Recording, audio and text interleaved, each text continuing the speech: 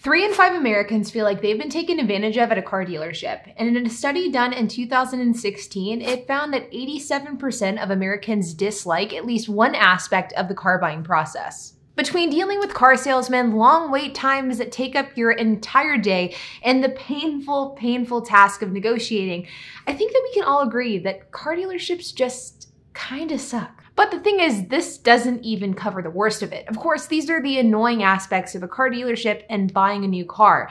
But this doesn't cover the aspects of buying a car that are borderline sleazy and immoral. You see, we don't hate car dealerships because of the salesmen, the long wait times, or the negotiations. We hate car dealerships because of the sleazy tactics that salesmen use to get you to pay more for a car and to get us into the door of buying a car. And as a result of this, people oftentimes will end up leaving a dealership with a really bad taste in their mouth about the entire experience. But this might all be changing very soon. The Federal Trade Commission earlier this week announced that they are seeking to protect the car buyer, and in an effort to do this, the FTC is proposing a new rule to eliminate deception and fraudulent add-on products in the car buying process. In the FTC notice of a proposed rulemaking, you can see here that this outlines exactly why the FTC is looking into making this change, as well as what exactly it will entail. And it states, the Federal Trade Commission seeks comment on this notice of proposed rulemaking related to the sale, financing, leasing of motor vehicles by motor vehicle dealers.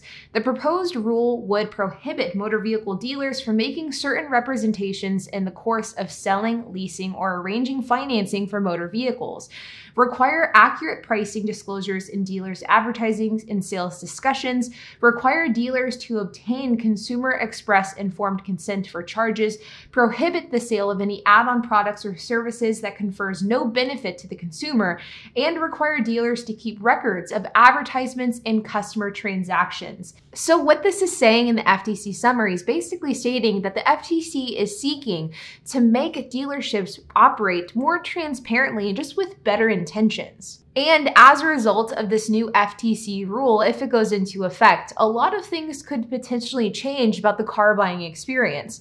First and foremost, the days of going into a dealership because you saw an online ad for a car priced at a certain amount, only to be told that that car is in fact not that amount, those days would be over. Another example of what could potentially go away with this ruling is junk fees. You see, junk fees are basically the fees that a dealership's financing arm will implement on a car purchase, and these fees can vary from dealership to dealership.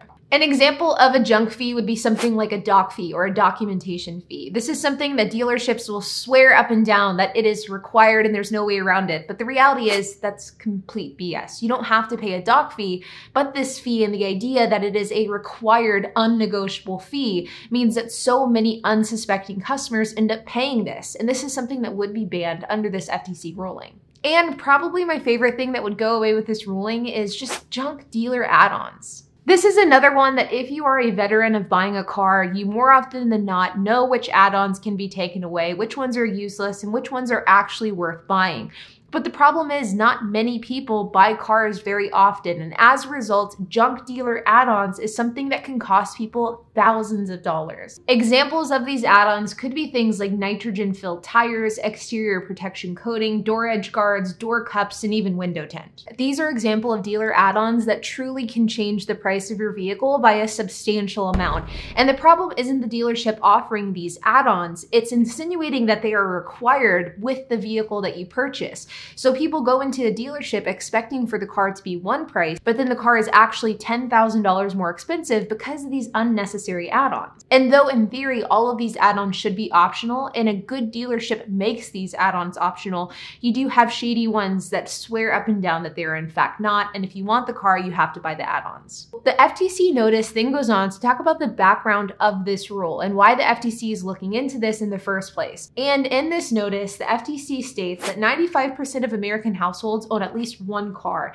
and 84% of Americans currently drive to work. It then goes on to explain that for many people, a car is going to be the second largest purchase that they ever make in their lifetime, right behind a house. And while this purchase is not only an important one, but also a necessary one, it's also one that is becoming increasingly more expensive. In fact, the average price for a new car currently sits at $42,000, and the average price for a used car currently sits at $26,000. And of these vehicle purchases, 81% of new vehicles are financed and 35% of used cars are financed. The FTC notice then goes on to state that in the past 10 years, the FTC has brought more than 50 motor vehicle-related enforcement actions, including matters involving misleading motor vehicle advertising, financing, paperwork falsification, yo-yo financing, deceptive and unfair add-on fees, discrimination, and privacy data security issues. I think that this is really interesting, and I particularly think the timing is interesting as well, given the fact that as we sit here today, the entire narrative around dealerships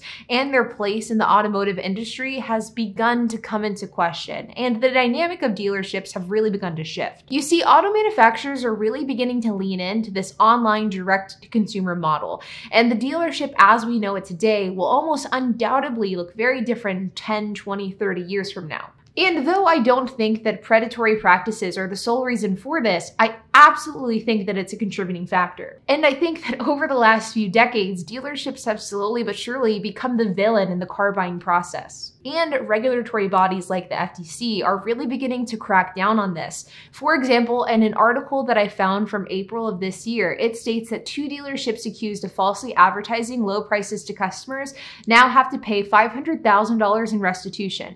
It then goes on to say that these 2 dealerships in the Phoenix area did exactly what the FTC is warning against: yo-yo financing, baiting and switching, and also requiring these BS add-ons and junk fees. And because of this, it ultimately led to this lawsuit that then resulted in a massive restitution payout. Now, as far as what this means for the automotive industry, it's unclear exactly as of right now. In fact, as I'm recording this video, the automotive industry and the National Dealers Association hasn't even responded to this FTC rule.